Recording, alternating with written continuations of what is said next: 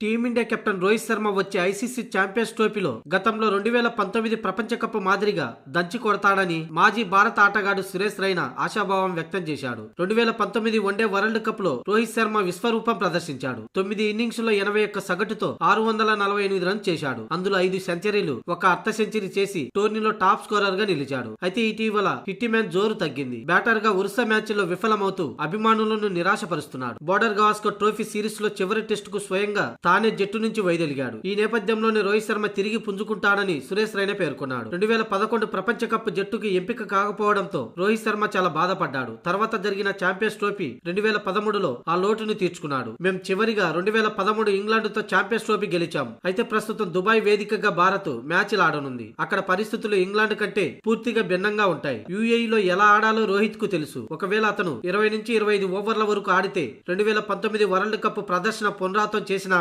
ఆశ్చర్యపడక్కర్లేదని సురేష్ రైనా పేర్కొన్నాడు. Champions trophy జట్టులో సూర్యకుమార్ యాదవ్ కు చోటు దక్కకపోవడంపై సురేష్ రైనా స్పందించాడు. సూర్యను ఛాంపియన్స్ ట్రోఫీలో తీసుకొని ఉండుంటే బాగుండేది. అతడు గేమ్ లో ఏ దశలోనైనా ఓవర్ కు 9 పరుగుల చొప్పున స్కోర్ చేయగల సమర్థుడు. భిన్నంగా బ్యాటింగ్ చేస్తూ ప్రత్యర్థిపై ఆధిపత్యం చెలాయించగలడు. ఒకవేళ సూర్య జట్టులో ఉంటే ఎక్స్ ఫ్యాక్టర్ గా ఉండేవాడు. కానీ ఇప్పుడు ఫామ్ లో లేని టాప్ 3 బ్యాటర్లపై బాధ్యత ఎక్కువగా ఉంటుంది అని సురేష్ రైనా పేర్కొన్నాడు.